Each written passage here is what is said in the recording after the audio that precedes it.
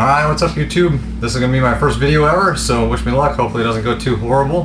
What I wanted to do today was just show you a little bit of my snake room, my setups, some of the snakes that I have. I'm going to feed a few. I just got done cleaning out my mice and harvest a whole bunch of pinkies. So I got some lives that I got going for some of the young hogs. Since they're a little bit pickier, they prefer live. So without further ado, let's get to it. First things first, I like to use rubber gloves when handling my snakes, especially when feeding. That way it kind of eliminates my scent. I do hand sanitizer in between dealing or touching with snakes, especially if you deal with their poop. That way you don't have to worry about any kind of contamination, especially sometimes if you order a snake, you kind of keep it in quarantine. You never know what some of the parasites they might have. Especially with Hognose and some of like the Easterns or Southerns, Mexican Hognose, they might be wild caught.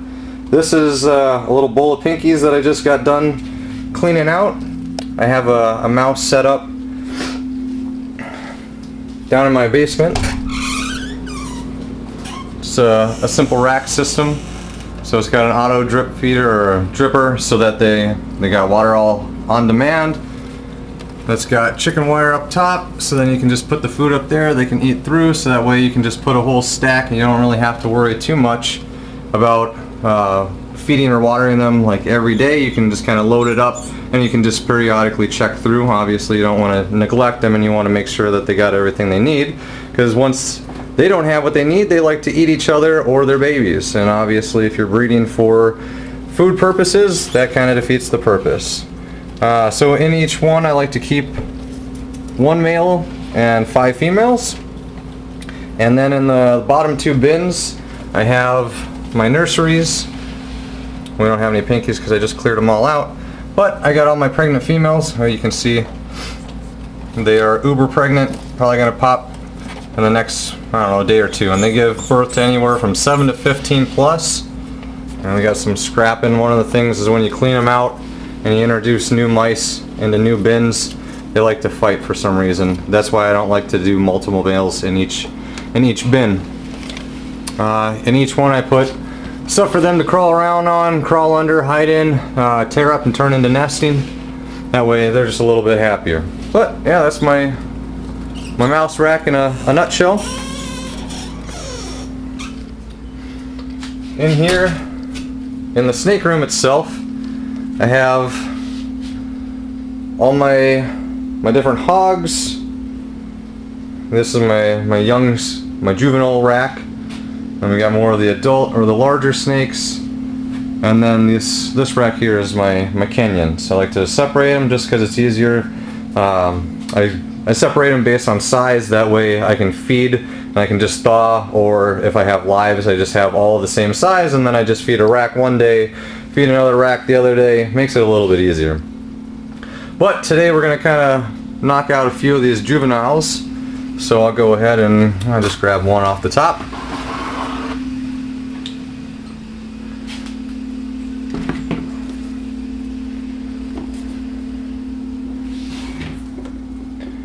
And in here, I guess what I like to do, and just a little thing, is a lot of people have feeding tags, and I've done that, and I still have that on a few of the tops of these guys, but I found that it's just easier to have a dry erase. Most everybody keeps them in some type of plastic container. I like these snap lids. There's no risk of them kind of popping out or kind of wedging through anything. I make the holes a certain size so that way they get ventilation and they can't really wiggle or squirm out of them. But one of the main things that I've found with hogs is that they can be very, very finicky eaters when they are young, and that has a lot to do with they get startled very easy. So when you're dealing with these guys, I tend to do is I try to interact with them as little as possible until they've taken a mouse. Obviously some are going to be just beast feeders and you don't have to worry about any of that. Okay, so we got this little guy. He's blue, so he's probably not going to eat, but we'll put one in there with him. When they're blue, a lot of people say that they don't eat. I've found with hogs, if you put it in there and you leave it with them, they're probably going to eat. So, I'm just going to put a pinky in there, and then as calmly as I can, I'm just going to move the water away from him. His sight's pretty horrible right now, so you want to be as steady as you can be. He seems a little interested.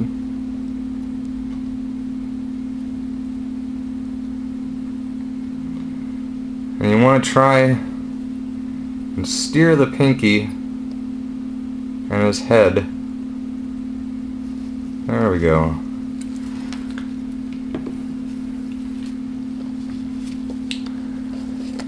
A lot of the times these hogs are just going to bite anywhere that you put in front of them, and then they end up getting a side bite and they sit there and chew for 20-30 minutes and they don't make any progress. So once they've gotten a good hold, and you can kind of just tell the demeanor of each snake, they're all different, they all got personalities, but once they get a good grip of it, what I like to do is just calmly as I can pick them up and put them on the underside of the lid. That way when they're eating, they're not going to get any debris or anything else like that in their mouth.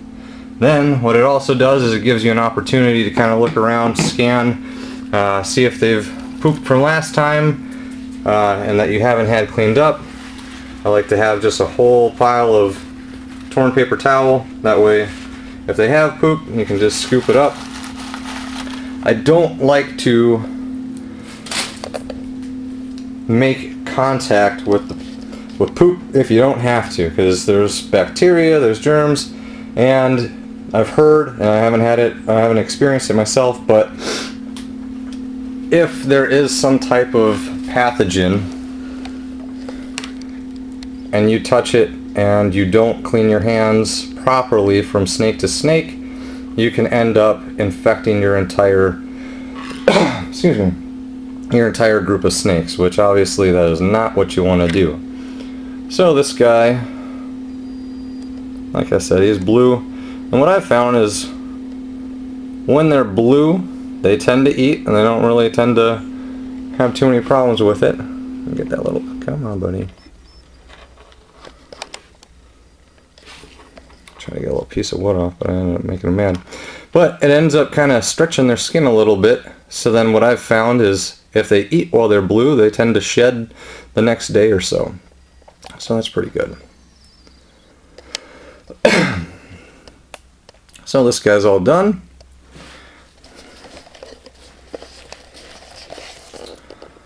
We're going to gently pick him up, put him back down in his little thing,